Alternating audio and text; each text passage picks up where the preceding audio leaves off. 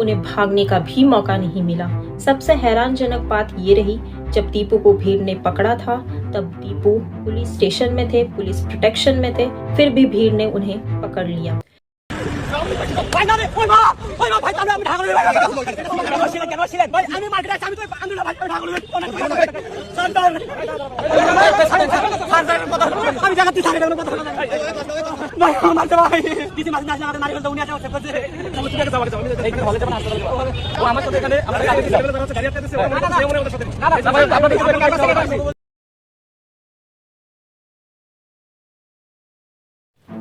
जय श्री राम। आज हम एक ऐसे इंसान की बात करने जा रहे हैं जो एक अफवाह, एक गलत इल्जाम और फिर एक भीड़ के बीच में फंस के रह गया।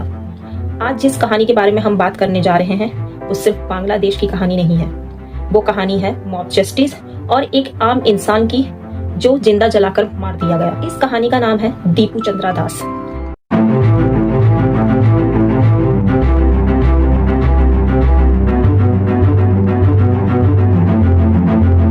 दीपू चंद्रा दास के ऊपर ये इल्जाम लगाया गया कि दीपू चंद्रा दास ने कहा है सबको अपने अपने भगवान और अपने अपने धर्म को मानने का अधिकार है।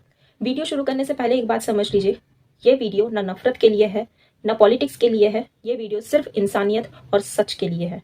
आखिरकार दीपू चंद्रा दास थे कौन? दीपू चंद्रा दास बांग्लादेश के माइमान डिस्ट्रिक्ट के रहने वाले थे। वो कोई सेलिब्रिटी नहीं थे, वो ना तो कोई पावरफुल बैकग्राउंड से आते थे, वो सिर्फ एक साधारण हिंदू परिवार के युवा थे जो कपड़े की फैक्ट्री में मजदूर के रूप में काम करते थे। रोज सुबह काम पर जाना, शाम को घर लौटना और अपने परिवार के लिए मेहनत करना, यही उनकी जिंदगी थी। उनके परिवार के लिए दीपू सिर्फ उनका बेटा नहीं बल्कि घर का सहारा था। बांग्लादेश में अक्सर धर्म अपमान के आरोप संवेदनशील मामले बन जाते हैं। कई बार पुलिस इन्वेस्टिगेशन के बिना और कोर्ट के फैसले के बिना अफवाहों पर भीड़ इकट्ठा हो जाती है। ऐसे माहौल में अगर कोई और धर्म से हो तो उसका डर और बढ़ जाता है। दीपू चंद्रा दास भी इसी माहौल में जी रहे थे, लेकिन उन्हें इस बात का अंदाजा नहीं था कि एक दिन वो खुद इस सिस्टम का शिकार बन जाएंगे। 18 दिसंबर 2025 की रात अचानक दीपू चंद्रा दास के ऊपर धर्म अपमान का आरोप लगा दिया गया।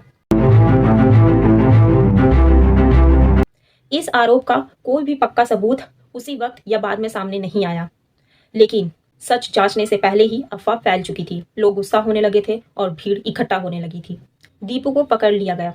उन्हें समझाने का मौका नहीं मिला, सुनने का मौका नहीं मिला, उन्हें भागने का भी मौका नहीं मिला। सबसे हैरानजनक बात ये रही, जब दीपू को भीड़ ने पकड़ा था तब दीपू पुलिस स्टेशन में थे, पुलिस प्रोटेक्शन में थे, फिर भी भीड़ ने उन्हें पकड़ लिया।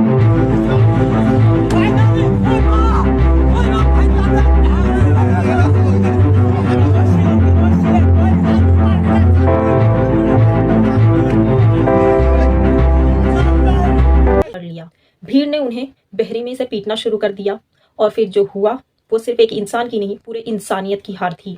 उनकी मौत के बाद उनके शरीर को एक पेड़ से लटकाया गया और फिर आग लगा दी गई।